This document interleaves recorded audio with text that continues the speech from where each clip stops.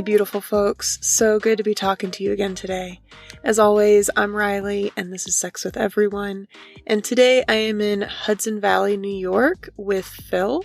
And Phil is a really beautiful human that I met during my travels, as always. And he and I talk a lot about being in a kink community and what it's like to be a community leader and the responsibilities that that bears.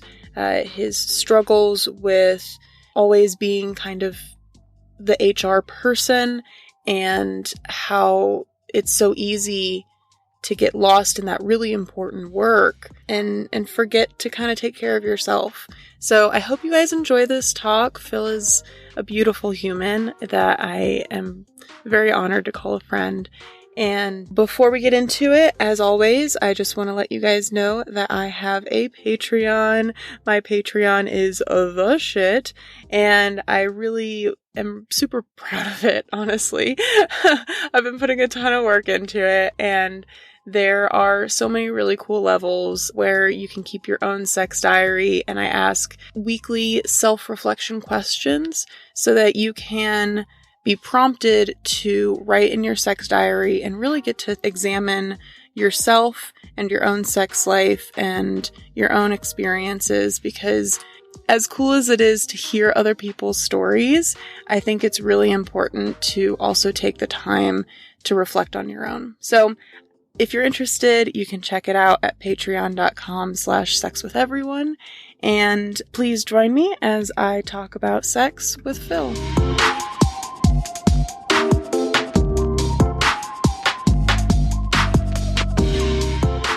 How you doing, Phil? I'm doing pretty good. I am relaxed, well-fed, and we'll see where this goes. I am so fucking delighted that we got Detroit-style pizza for lunch. Oh. I'm so fat and happy right now. So good. So damn good. So good. Yeah, I'm pleasantly surprised. Yes. At the quality of food in this tiny little town. Yeah. Surprisingly good quality. So it's so cool to have met you at Fusion. Yes. Dark Odyssey is the people that put it on, for those who don't know. And it's a kink convention, or not convention, it's a kink event that's about a week long. Festival, I guess. Yeah, in Maryland, yes. And on some private property. And I am so pleased to have connected with you at that event. Yeah, that's it's always wonderful bumping into some new people at those kind of things, and yeah, it was a great time. Yeah, well, it seems like you had like your crew, that you've known for a long time there. Yes. As well. Yeah. Yeah, it was great to reconnect with them and also see the new faces and see how many of the faces have changed over the years after I'd taken myself a little bit of a me time hiatus. So that was. What spawned the me time hiatus? I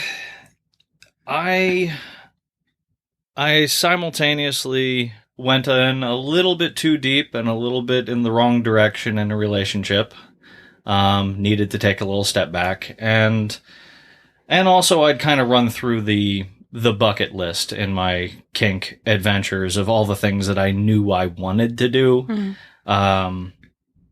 So I was a little bit burned out, a little bit frazzled, and just needing a moment to reassess the time and energy that I invested in it, and whether I was doing it for me or for something that wasn't feeding me as much as I was feeding it, if that makes sense. That's interesting. I would love more detail of what you're referring to. Like, what do you mean? Like, you went in too deep or too hard? I forget the phrasing you just said, but that spawned needing to like totally step away in such a big way.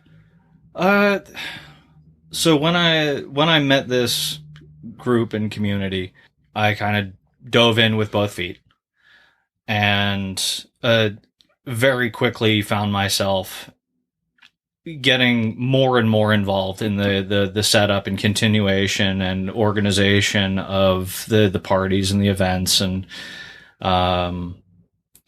dealing more with consent violations and the the political backing, and it just...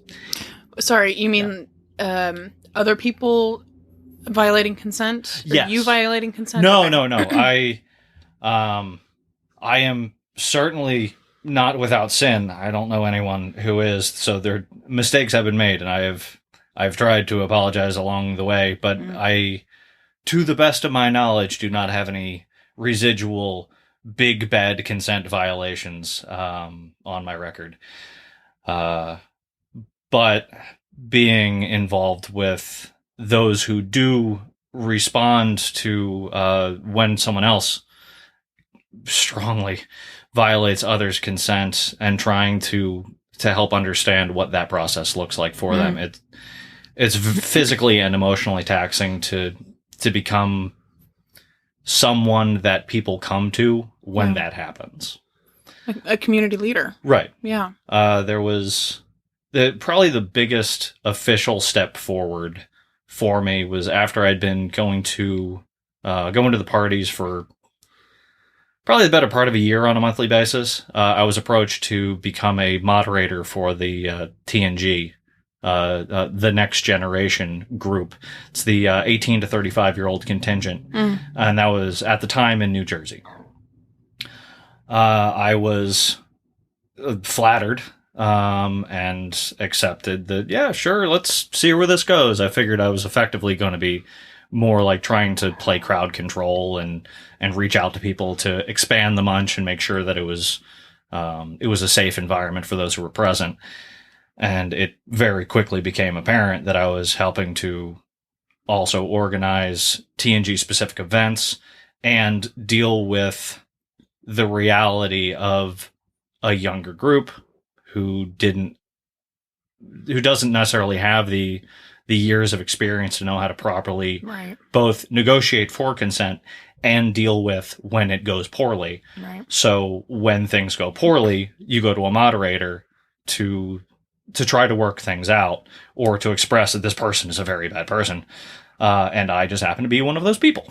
So it's a lot of responsibility. Yeah. Yeah. The reality of that set in pretty hard. And I took it very seriously, and I did it for as long as I could. But a lot of people burn out of that. Yeah. How long did you do that for? I think I was in the official moderator capacity for the better part of a year. Yeah. Maybe a little bit more, but it's been so long, so I couldn't be 100% sure on that. Sure. Even when I officially stepped back down from that position, I didn't completely divorce myself from that. If anything, I got more involved, just in a different direction. Right. So it was more of a training environment, if anything. But it was a lot. Yeah. To accepting the weight of, if we're going to do this kind of thing, it needs to be done right. And if we're going to do it right, you need to have people that are willing to step up and make sure that it's being done right. I try to do that as much as possible, but no one person can take that on full time forever. Yeah. So taking on that responsibility was just such a heavy burden to bear that it made you just want to kind of rage quit for a minute. Not rage quit, well, but just I mean, full, like, go cold turkey. Yeah, I needed to take some time to reassess. Yeah. And it's a lot of it, I come to find out, was not largely because of the community or any one particular bad thing.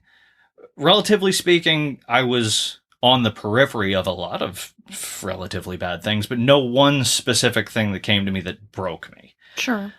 Just the taking on or understanding the full weight of at any point that could happen.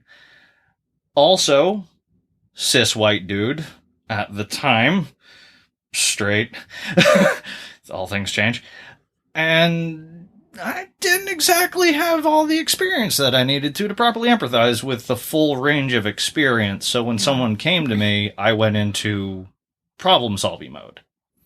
That is not always the best place to be to address someone who is in a recently consent-violated headspace. Right.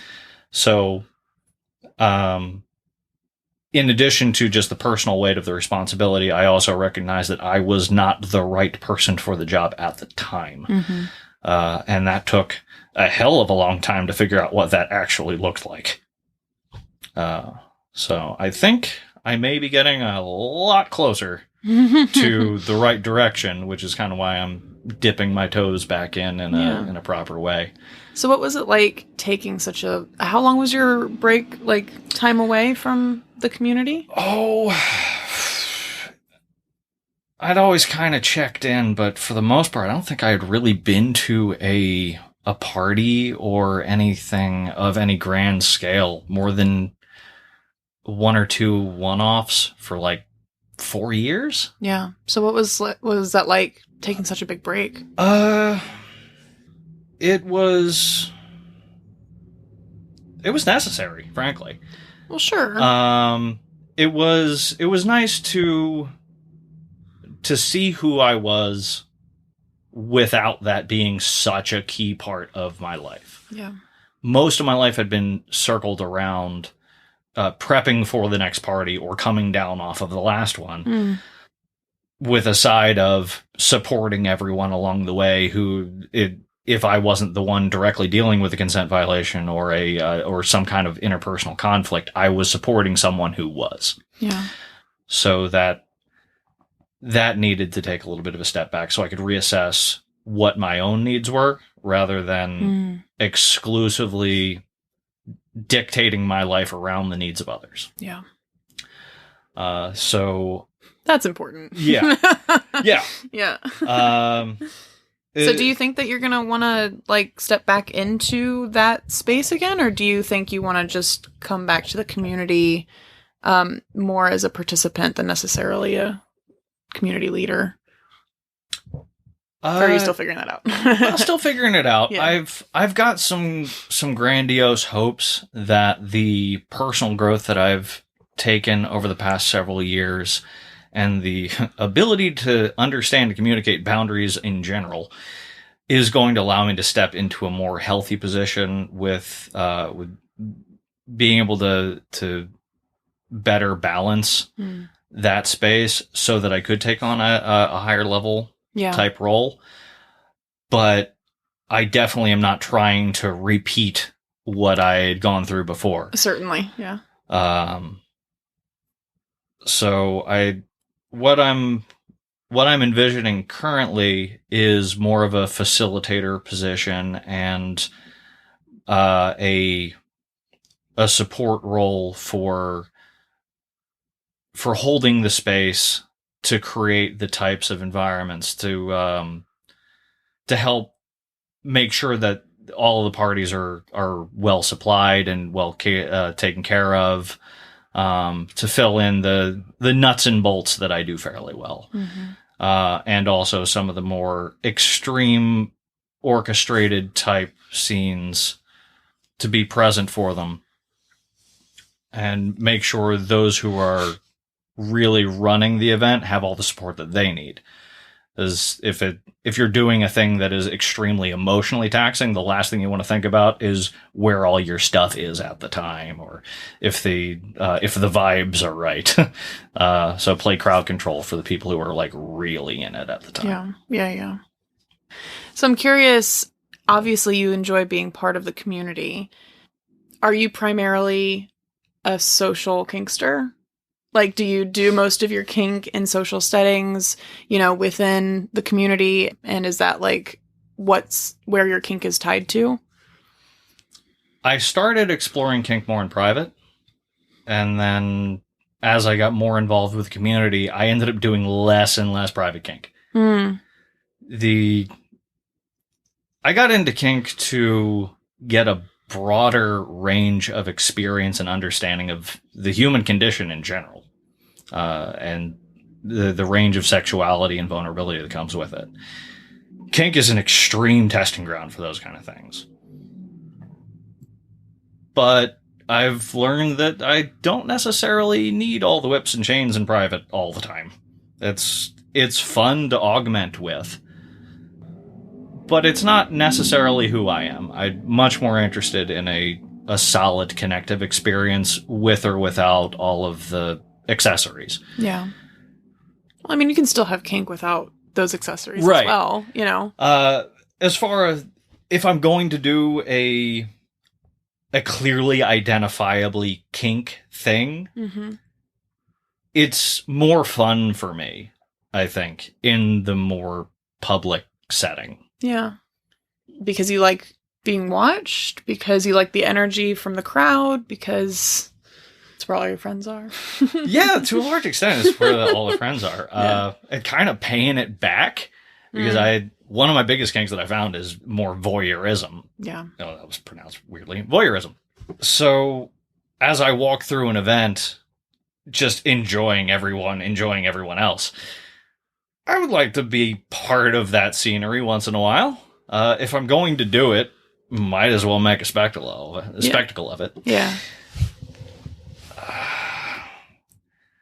I really don't know. I haven't thought too much about it. There's anytime I do something that's going to take a little bit of preparation, I like to have a why. And the at the party is a good why, more often than not. And I know I'm not the only one who's shared that sentiment. I've talked to a bunch of people that I used to run the parties with. They've said the same thing. Their private kink life is damn near gone to zero. Oh, that's so interesting. Yeah. That everyone would be planning, as it was such a consistent monthly event. Right. So you had one day where you did the thing that you planned that was going to be your fun time to show off for yourself or to connect with a person in a unique environment. And then you had another month to just absorb the other shit that you saw and figure out the next thing. It was probably my own approach to it is largely probably it developed from that. There's some showboats, people who like to make a performance of it, like to make a bigger deal of it. It's something we, create stories around and talk about for years to come in some events. So I gotta know if you have any scenes that you did that you showboat. Oh boy. I love a good story. So our group is drawn towards silly reasons to do silly things. So around the time of 50 Shades of Grey coming out, everyone painfully cringing at just how bad all of it is from top to bottom. We were at a munch, and I make the joke that the only way that anyone's ever going to see me watching that is if it's in a Clockwork Orange type scenario where I am forced to do it. And then the person I am talking to, instead of laughing, smirks. And I realize I've said something bad. I don't know how bad it is yet, but I know I've just fucked up. Because that's exactly the kind of thing that they needed to hear to go, okay, now we have a plan. Yeah. So we start discussing the logistics of what that would have to look like, where it would be, and it just so happened that we had another big convention coming up, the Geeky Kink event, GKE, rest in peace GKE. And further talking about what that would look like. Okay, we don't have the eye speculum necessary for it, but we don't need that. We can just go straight to punishment for it. Don't blink, it'll hurt. Roger that. That makes sense. We can make it a little bit more absurd, a little bit more humiliating. Throw an apple in my mouth. Sure, why not? I took a trip to one of the local adult toy shops, and they had at the time the silver tie just by itself. So, yep, that's $15 well spent. That's an accessory. And it worked out to me sitting in a hotel room with God knows how many other people in it. I drew a crowd. The door was left open, and they want to say the better part of 12 to 15 people, many of whom I either knew well or was about to know very well, were watching me on a bed, apple in mouth, tie around neck, nipple clamps. That was a first new experience for me. Those hurt more than you think they do. Oh my God, yes. getting forced to watch the most awkward sex scene I have seen filmed in quite some time while getting my ass handed to me every time I blinked away from it. How long did that last? Too long. Too long. It was probably only the better part of 15 minutes, but it was a lifetime, and it was a memory that I will not soon forget. Nor will those individuals. That sounds utterly ridiculous. Right. What do you get out of that? It's fun. Why is it tell me how it's fun. It's way too easy to take life way too seriously. My background involved a lot of very procedurally rigorous, implemented, this is how you do your life kind of shit. Military. Yeah. Right. Military, technical positions, leadership positions, just there's bureaucracy all the way through. Yeah. Not to mention having been raised in a failed Catholic environment. So there was always expectations about what the right kind of life should be or what the right and wrong is. And I met these people and they're doing this crazy shit. So to break my own mold a little bit and go, this doesn't make any sense. I'm guaranteed not to come from it. It's very explicitly a sexually charged environment, but it is not a sexually charged event. None of this makes sense. Jump into the absurdity both feet. See where it goes. See what this experience is like. I always try to have a why for why I'm doing a thing, and there was no clear why, but I also had no why not, so why not? That's what's gotten me into a lot of silly trouble. The other side is the... I don't know if I've forgotten the question. But I was asking why what you get out of kink, what you get out of doing that kind of scene, or just scening in general. You know, what's the appeal for you? Okay, so there's that side of it, and the other side is sharing extreme vulnerability.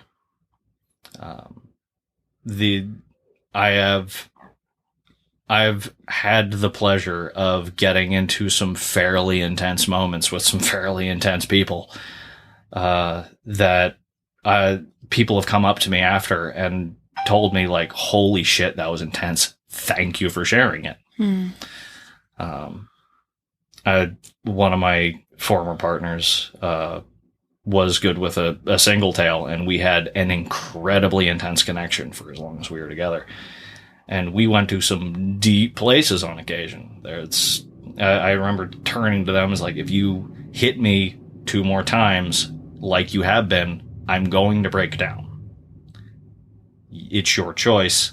I give you permission to do this. But we need to know this is going in a direction. Right. And we did. And it was beautiful. And I'm glad that we did. But whoo, that was intense. Yeah. I had also known at the time that there were a couple of people watching, and they had seen, they had watched our dynamic develop. They had watched the intensity of the connection that we had, and they had, like I said, thanked us for sharing that. So being able to share intense emotional experiences without necessarily having to have the person that is involved with it be part of it, to expand the range of human experience that can be shared, it's kind of beautiful. It's very beautiful. So those are more the moments that I would love to facilitate, because those are very special little sparkles. Yeah. You mentioned earlier that you used to be straight. Yep. I would love to hear what that journey has been like for you and where you're at now. Oh boy. So I'm always one to test my own assumptions. I had told myself for a very long period of time that I was not only straight, but painfully straight. No interest whatsoever. But I always like to have both a why and a why not. And this was another case where I didn't have a why not. Didn't have, didn't, to put it in the ill-fated words of Louis C.K., I never met a dick I wanted to suck. But I also didn't have any reason to have an aversion. So maybe it was just a thing that I hadn't explored yet. Yeah. And then I eventually found a why to test. It was my 30th birthday. And like I said, I'm one for puns. So I'm also not one to celebrate parties or birthdays or big events, traditions, yada yada. But it was my 30th, and the rest of my community was very upset with me for not doing a big thing. So I'm like, okay, fine, fuck it. If we got to do a big thing, I'll think of a big thing, and it's got to be silly. Kiss my 30s goodbye. So at the time, we were running parties that hosted around 150 people at a shot. And most people knew me. Most people understood my vibe, that if I were to approach, like, I would like to, would you like to make out with me? It wasn't going to be a huge deal. Like, I'm an approachable individual in that way. So, yeah, let's see if I can make out with at least 30 people during the course of a party to kiss my 20s goodbye. That's going to be a hard sell, though, if I'm explicitly going for AFAB folk. 150 people is still a lot, but it's, that limits the pool. Why not? It's just a kiss, right? So I set it up for, to try to get an attention an icebreaker. I brought a bunch of candy. I brought Listerine. I brought everything that you would want to start a conversation and have a reasonable out. And the pitch was candy and or makeouts. That's how I'd go around to it. So you just went up to every person and be like, candy or makeouts? Yeah, it was. I have to thank Corgo for that one. He helped break the ice quite a bit. He had immediately decided, I don't want to make out with you, but I will help. So he brought around the candy and was very loud and extroverted and approached everyone. And I figured, that 30 seconds of making out and you get some candy, or you can just get candy and leave. And I also had a birthday card, which I still have somewhere around here. And it turns out that making out with dudes is a very different energy. For many cis AMAB folks, it's kind of competitive, it feels. Oh, interesting. There's an intensity where you are... It feels like some of them, many of them, the majority of them, are proving their masculinity with the intensity of the kiss. Yeah. That's just such dude bullshit. It really is. You're fighting homophobia in the gayest moment. Seriously. It's freaking absurd. And after that, I have tested this several times. I've done this with a couple of different groups, a couple of different scenarios. Like, yes, I will absolutely make out with your face just to feel what you're throwing at me. Yeah. That's so interesting. And it's there's something uniquely different about kissing a dude. Yeah.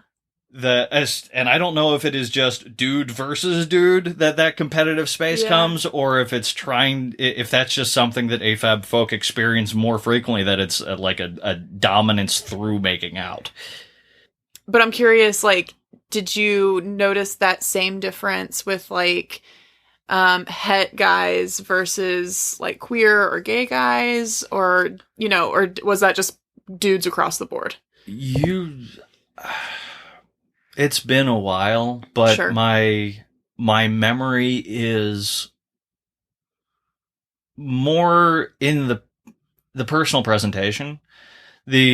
Someone's explicit identified sexuality doesn't seem to make as much of a difference as to how much they are presenting in an aggressively masculine way.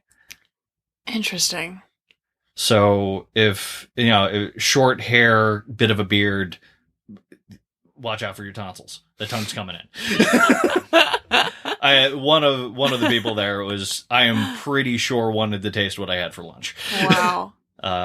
And so tell me, I would love to hear so that's the experience that you had with AMAB folk. Yeah. What's your experience with AFAB folk, and like how is that different for you? Generally a little bit more easing into it is more common. There's it's a bit more of a softness, and I don't know if that's a trained thing or because it feels like that's the role that is expected, so that is the role that they find themselves in, or maybe like after just having your tonsils punched by a tongue so goddamn many times, you just like, let's see where this goes. Chill out, dude. Let's try to match energy a little bit here. You're at a 10. I need you at a 6. That's really funny. So this experience kind of opened the door for you? It did. It showed me that if you were to if I was to do it blindfolded, the only thing that I would know differently, lips are lips, tongue is tongue, tooth is tooth, unless you got an aggressive 5 o'clock shadow, I'm probably not going to know the difference. What your gender and body is attached to this kiss other than the energy that you're bringing to it. Right. And that was probably the first stop in properly starting to see humans as humans instead of assigned gender roles, which is maybe a little bit too big of a thought, but it is a very big thought. It was the seed thought that made me realize that the way that I was projecting assumptions onto people was not well founded enough, that I needed to in order to understand someone more. It's not the way you dress or the roles you've taken on. It's the way you move through space. And the way that you move through space in those vulnerable moments are the most interesting parts that I find. And that's why I've stuck through kink.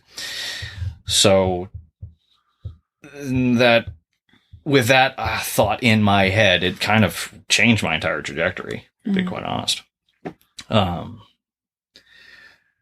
The other thing that cemented the shift was, over the course of the pandemic, the partner that I have been with for the better part of 5 or 6 years now began a transition. They made the decision that they're going to start taking testosterone, to start making the shift towards a more passing presentation. They had always been very gender fluid. I, to a large extent, had probably helped that journey along by asserting for them, multiple times, like, yes, I can. Masculinity is an energy that comes to you. It's a way that you move through space, and it's a way that you interact with people. It's a series of expectations of how someone should respond to you or how you should be responding to someone else. And they're a dude. When they choose to be a dude, they're 100% dude. Right. And they decided to do that. And I had to accept what that meant on my side. Mm-hmm.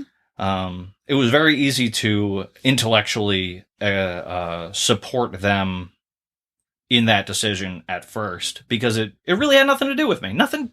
I'd always seen them as very fluid. It didn't change a damn thing about my life. Yes, please affirm yourself. I'm 100% here. And then they did start passing a little bit more. And then we were going out in public a little bit more. And I started to really interpret how others were interpreting me. Right.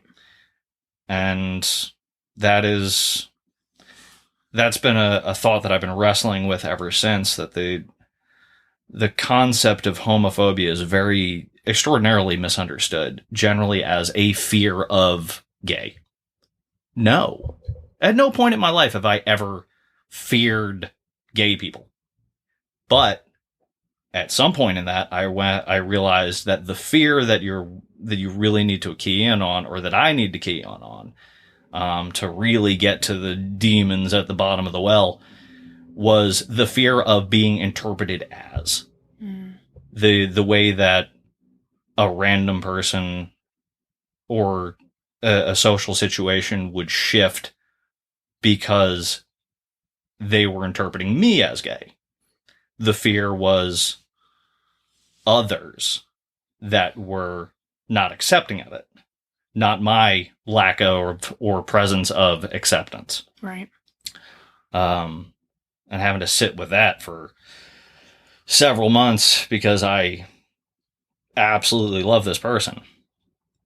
And I was not about to walk away from them because they had changed in a way that they had never changed, but the way the world interpreted them and my relationship to them had changed. Right.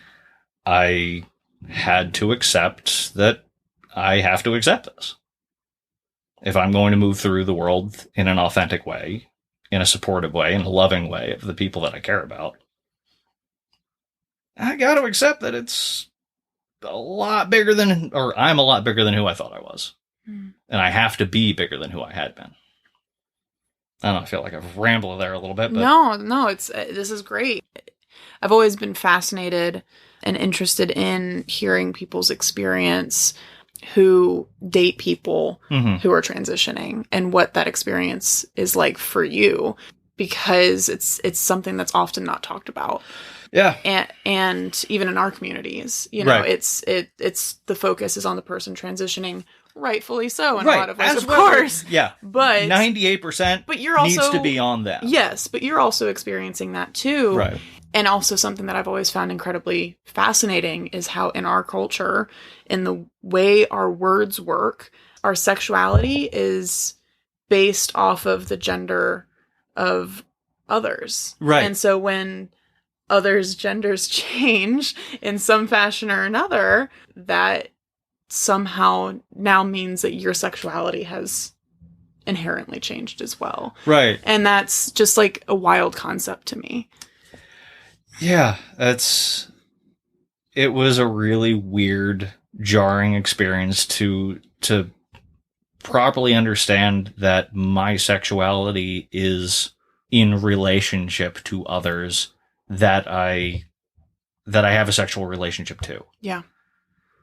That changes as people change. Yeah. So either I was going to double down on previous assumptions and previous making my own life easier, or I will accept that this is someone that I love and they're going through some shit and I'm going through it with them.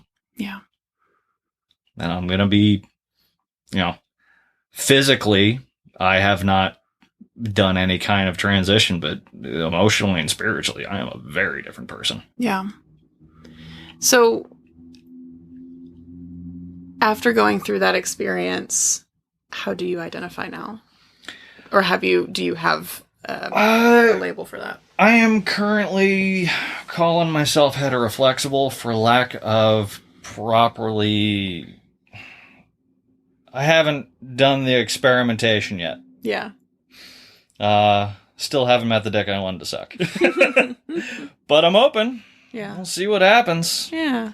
Do you feel any, I don't want to put words in your mouth or anything, but like since going through that experience and transitioning yourself in some ways, do you feel freer for it, or I don't know, more closer to who you wanted to be, or anything, of that variation? Or is it just simply something that happened and you're going with the flow?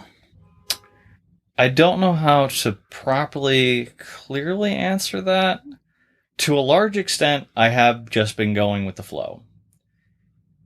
There have been a lot of versions of myself that I wanted to see myself move towards. But that's largely because the person that I couldn't see myself as is someone who went with the flow. Oh, interesting. Yeah. That had not been a conceptual bucket that I would allow myself to, sit in. So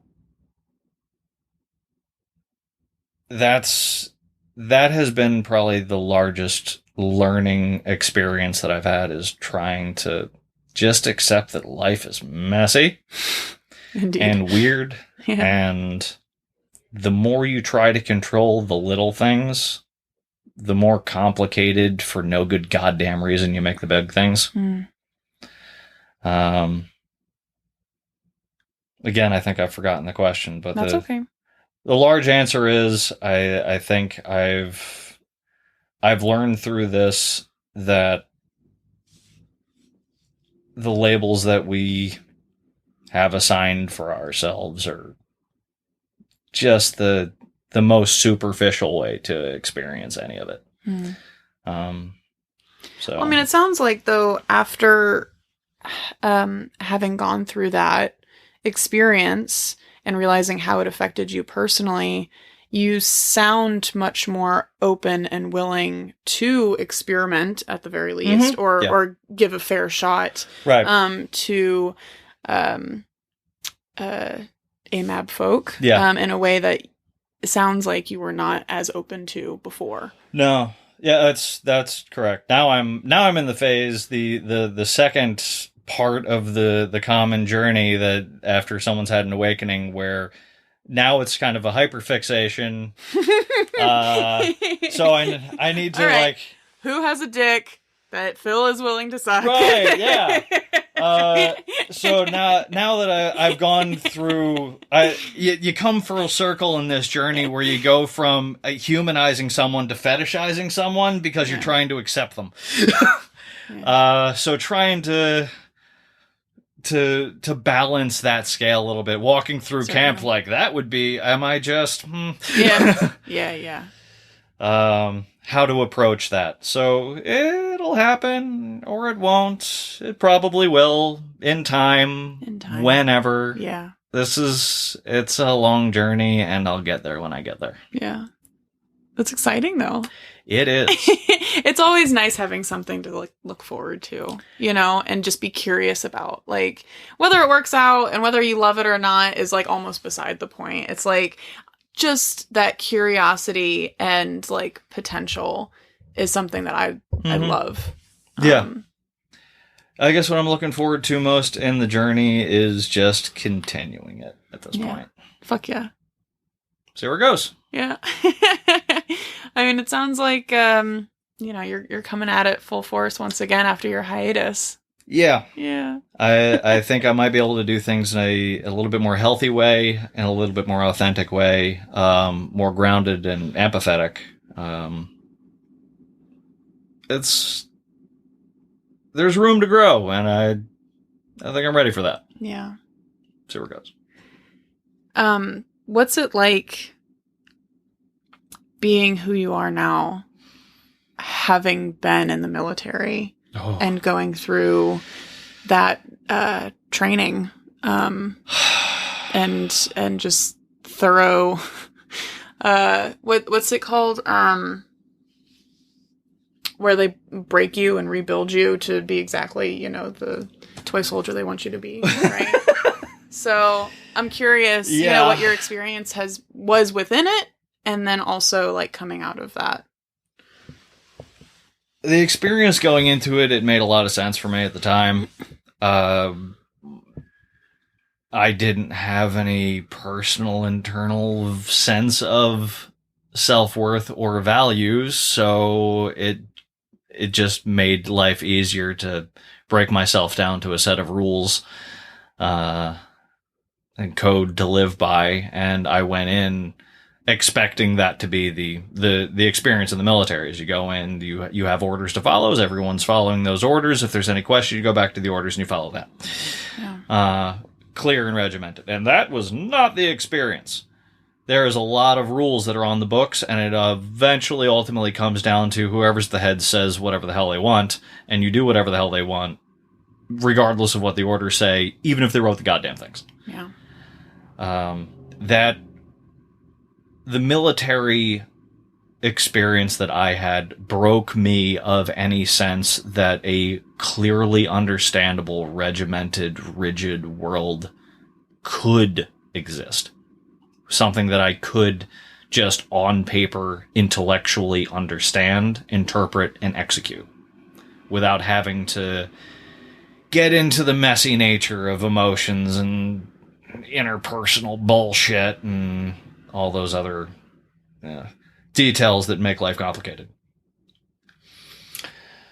And then I came here, and that butted up against a lot of my experience. I was still clinging to the hope that things could be very clear and super rational, and I was not a good person and watched entirely the wrong YouTube channels for a very long period of time, and exactly the wrong period of time.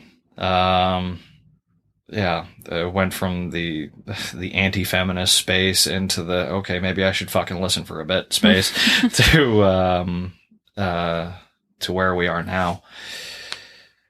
Whew, that was a journey. That's an hour conversation unto itself. At least. The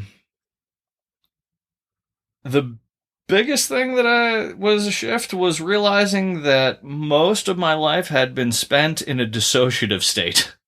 Oh, really? I don't know if that's the proper term, and that's a little bit of an extreme simplification, but when the language of emotion and range of experience that you have can be almost completely expressed in terms of happy, sad, relieved, angry, horny, that doesn't add a lot of nuance. Right. And if you're not fitting into one of those, what the fuck are you? Yeah. So I became a form of utility that hopefully drove towards happy or was expressed because angry. What was your sexuality like during that time? Boring. Well, yeah. Boring is one thing, for sure.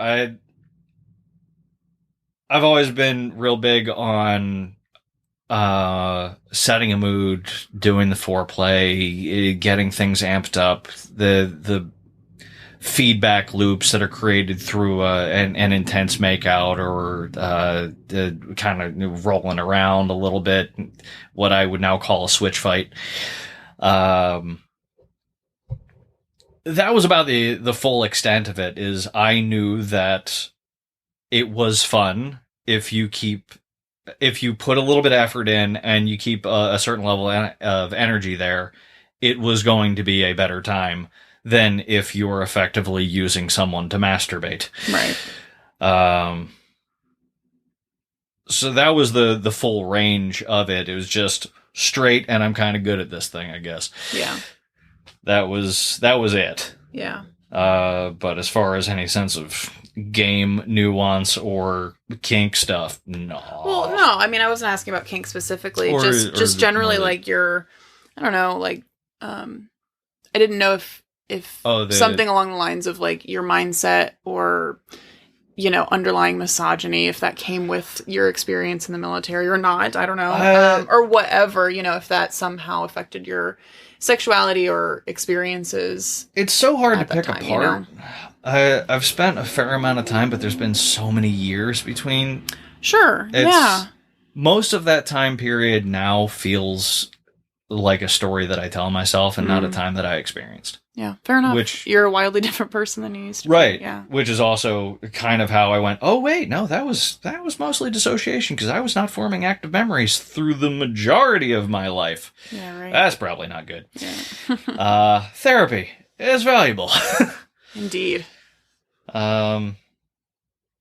in the same sense as I had to completely recontextualize what homophobia was, not as a fear of the other, but as a fear of being othered. I had to recontextualize misogyny as not as a hatred explicitly of women or femininity, just a lack of mutual respect. That it's a job title, or it was a job title in my head, and you're either doing it well or you're doing it poorly. And the fact that people are born with a job title is maybe a problem.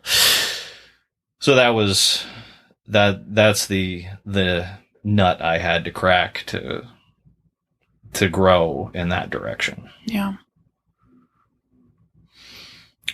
Again, sorry if I'm rambling. No, that's why we're here. We're here literally to hear you ramble. So thank you for doing the thing. Thank you for creating a space for the rambling. Oh.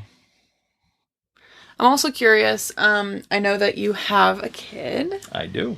And I'm wondering if you're comfortable talking about what it's been like being a father and how you've evolved around raising a daughter and in this world, and how you maintain or whatever, your own sexuality and sex life around being aware that there's a person you're raising. Right.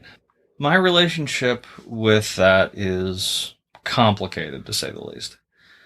I feel I have an excellent relationship with my daughter, but it is a distant relationship. We rarely see each other more than once a month. Fortunately, that's not because there's any particular animosity. That's just what makes sense for everyone's life. She's got an incredibly busy life, which is very full, well supported, full of love, but is also several hours away. And the role that I fill is, I almost feel wrong in calling myself a father figure, to be quite frank. Is I am a supportive, loving adult that goes by dad.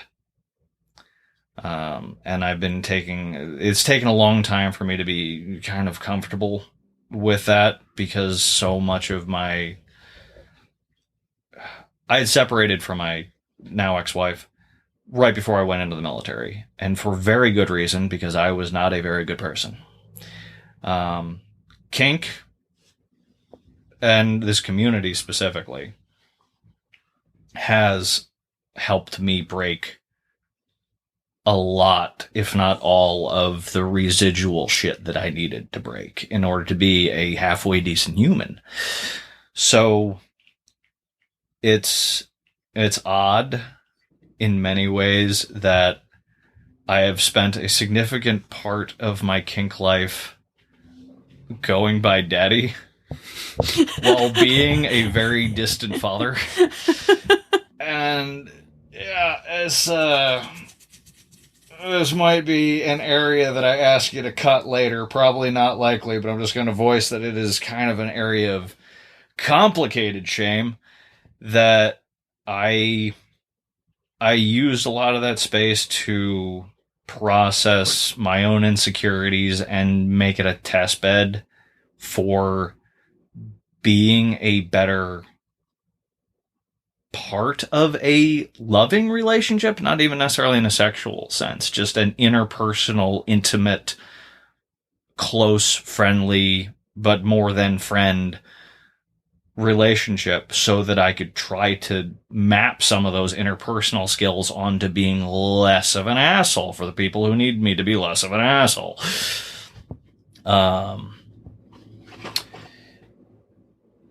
No one in my community has met my daughter.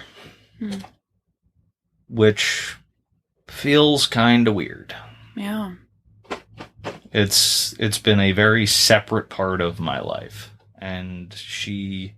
Intentionally, I assume? Yeah, my life has always been so very unstable and my identity has always been so very unstable since moving here that it felt wrong. It felt cruel to introduce her to such an unstable platform, such an unstable and extreme environment, especially when she's 16 now. So those kind of conversations are going to have to start becoming more comfortable. And I'm definitely way better equipped to deal with them than I ever had.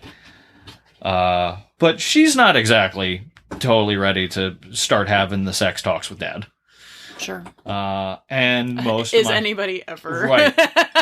And when I hang out with my friends, that is largely what we're talking about. Is sure, because that's why we know each other, and that's the fun shit. Right. So it's kind of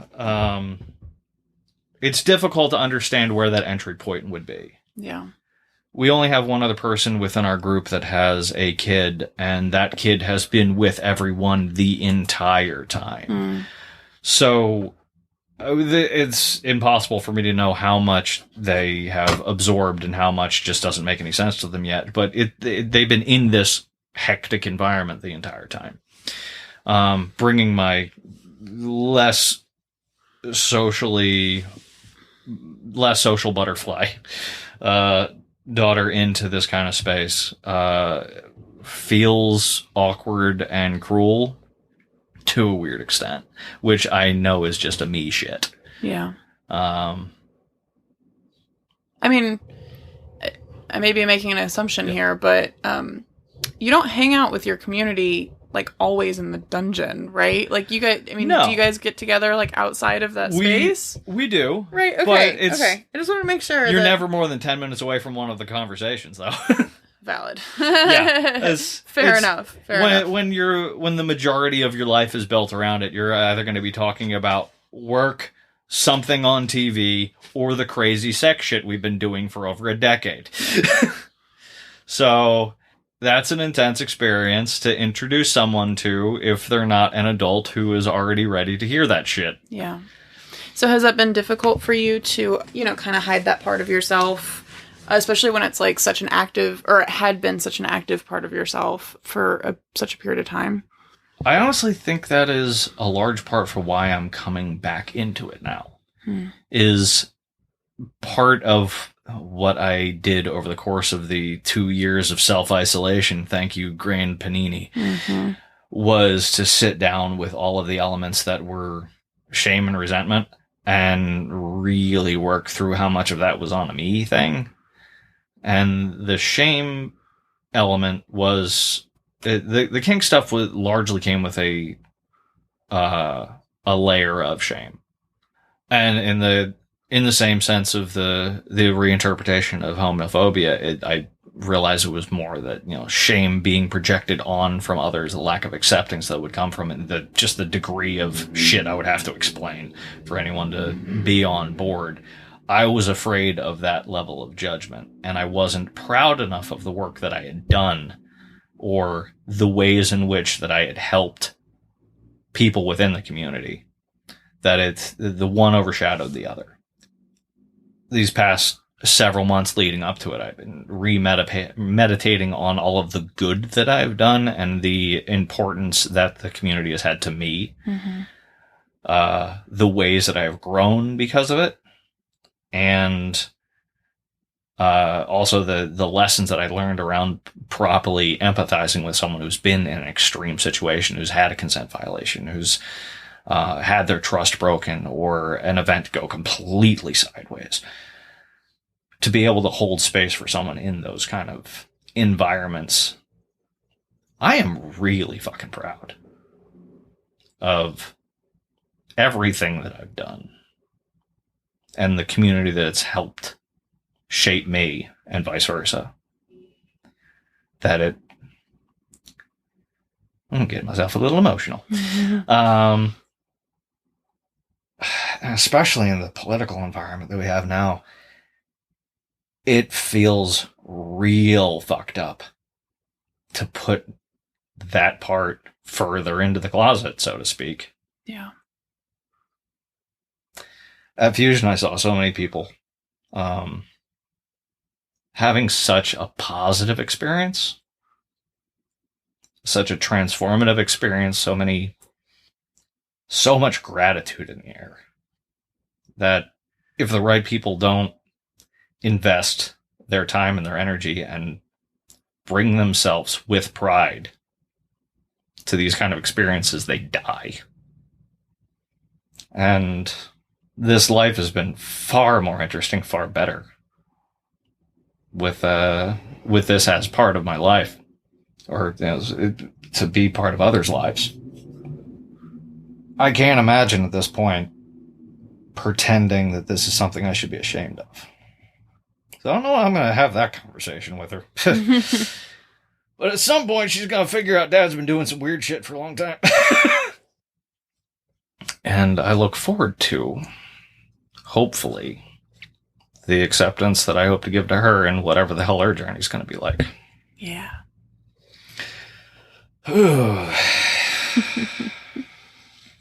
Shit is big and messy.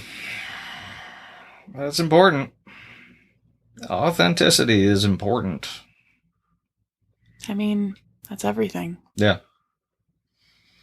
It's definitely the biggest thing I've learned over the however many years I've been alive. Like, if I'm not authentic, if I'm not genuine, if I'm wasting my time with anything other than that, like, what the fuck is the point?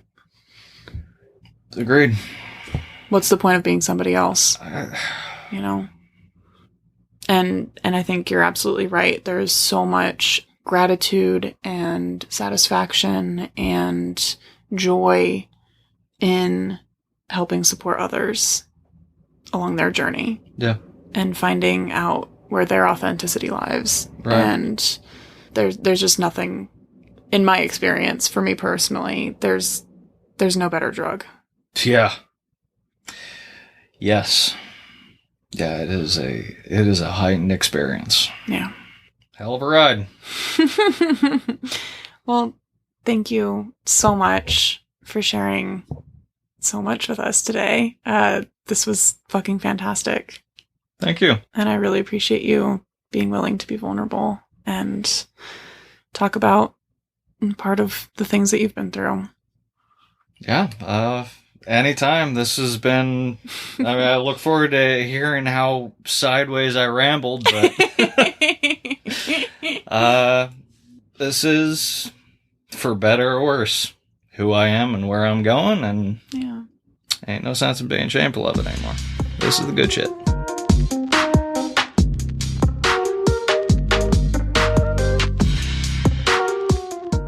Phil is such a lovely human. I so loved the conversation, especially because he discussed what it was like to be a community leader in his particular kink scene. And I feel like that's not discussed very much, what it's like to have that kind of responsibility to do all of that HR work and the toll that it takes.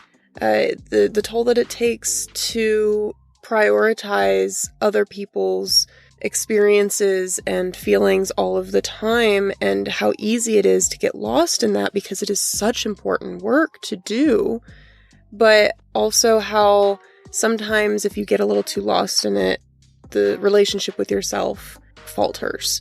And so I just really loved his conversation around that and how important it is to take time for himself to rebalance and figure some things out. I especially loved him discussing what it's like for him to be a father and the kind of relationship that he has with his daughter. And you could just tell that he was at his most vulnerable there at the end when we were discussing that. I just so appreciated that because that was so difficult to discuss for him, and he chose to anyway, because that's why we're here, right? That's the point of this fucking podcast, to me at least, is to talk about that real shit, that real shit, and show that the human experience is complex and difficult, and we aren't in it alone. So thank you again, Phil, for being amazing and being vulnerable with all of us. In 2 weeks, I will be chatting with another kinky friend of mine, Fox, and they talk about all of the specific kinks that they have and what they love about each of those kinds of kinks and what they get out of it. So I really hope you join me in 2 weeks when that comes out. As always, I have a Patreon. You can check it out at patreon.com/sexwitheveryone if you want to support this podcast in any way. I really hope you guys have a beautiful next couple weeks. And in the meantime, stay awesome, friends.